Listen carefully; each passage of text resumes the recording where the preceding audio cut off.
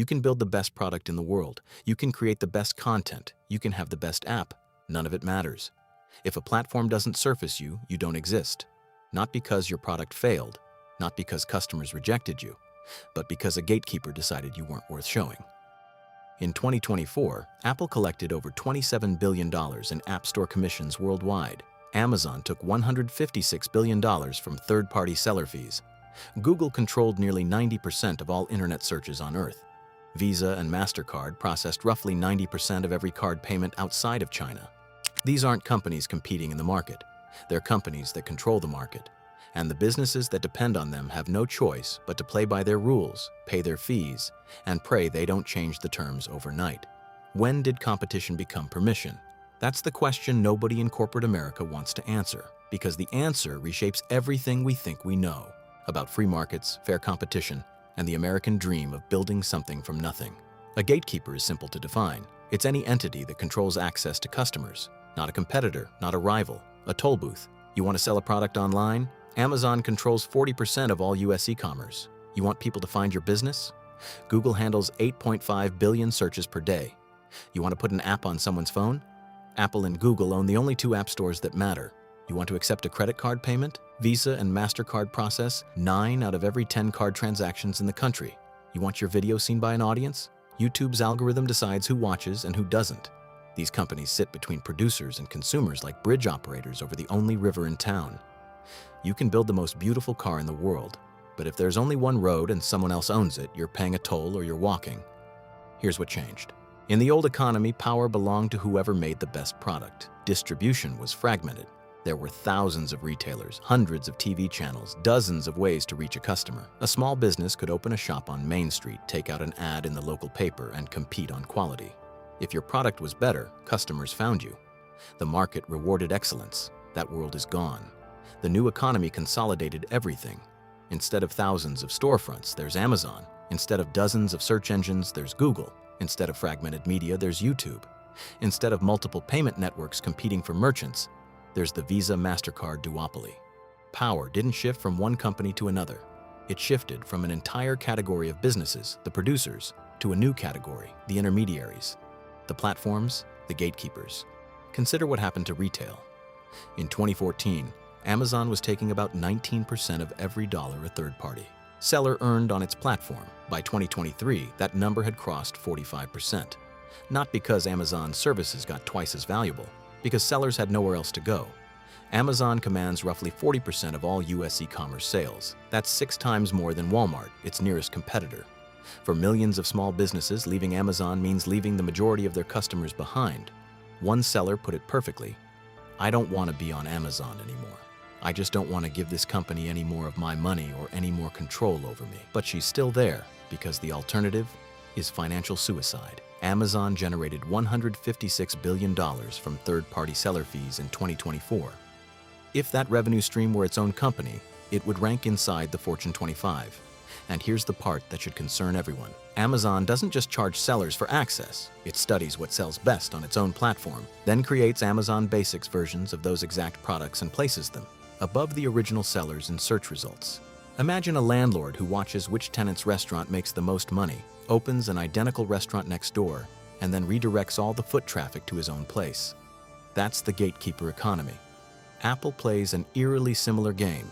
For every dollar spent on digital goods through the App Store, Apple takes 30 cents. 30%. Not for building the app, not for designing it, not for marketing it, just for allowing it to exist on iPhones. In 2024, Apple collected over $10 billion in commissions from US developers alone. Globally, the App Store facilitated $1.3 trillion in total commerce. When Epic Games, the maker of Fortnite, tried to bypass Apple's payment system to avoid the 30% fee, Apple didn't compete. They didn't offer better terms. They deleted Fortnite from the App Store entirely, kicked one of the most popular games on the planet off every iPhone on Earth because it dared to challenge the toll. Epic sued. The case dragged through courts for 5 years. In April 2025, a federal judge ruled that Apple had willfully violated antitrust injunctions and was deliberately blocking competition. The judge even referred the case for possible criminal contempt proceedings. Apple's own CEO, Tim Cook, was found to have chosen poorly in the company's response to the original ruling. But here's the disturbing part. Even after losing in court, Apple tried to impose a 27% commission on purchases made outside its App Store. The gatekeeper lost in court and still tried to collect the toll. Google tells a similar story from a different angle. With nearly 90% of all search traffic worldwide, Google doesn't just help people find information. It decides what information people find. For businesses, ranking on the first page of Google search results is the difference between survival and obscurity. Studies show that fewer than 1% of users click past the first page. If Google's algorithm buries you, you might as well not exist. And Google knows this. The company generates over $300 billion per year, the vast majority from advertising. Businesses pay Google to appear in the search results that Google controls. It's a system where the referee also sells tickets to the game. Visa and MasterCard operate the quietest toll booth of all. Together, they process roughly 90% of card payments in the US. Their combined transaction volume in 2024 reached $9.4 trillion on American cards alone. They don't lend money. They don't take deposits. They simply operate the network that connects your credit card to the merchant's bank account. And for that service, they charge fees on virtually every transaction. In the UK, Visa and MasterCard process 95% of all card payments. In the US, their operating margins are the highest in the entire S&P 500. Visa's operating margin sits around 67%, MasterCard's at 57%. These aren't businesses that innovate their way to profit. They extract value from a network nobody can bypass. Here's the fundamental problem. Gatekeepers don't optimize for what's best for the market. They optimize for what's best for themselves. YouTube's algorithm doesn't reward the best content. It rewards content that maximizes watch time and ad revenue for YouTube.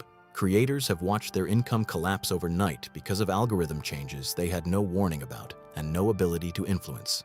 Videos that were perfectly fine one week get demonetized the next. One creator described watching revenue drop 70% with no explanation while viewership stayed flat. Amazon's search results don't surface the best products. They surface the products that pay the most for advertising, generating Amazon $56 billion in ad revenue in 2024 alone.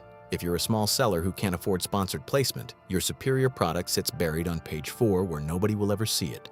Apple's App Store doesn't promote the most innovative apps. It promotes apps that generate the most in-app purchases, because Apple takes 30% of every one. Google Search doesn't prioritize the most accurate information.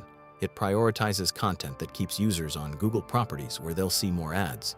The incentives are misaligned across every single platform. Gatekeepers optimize for engagement, margin, risk control, and policy compliance. Not for innovation. Not for fair competition.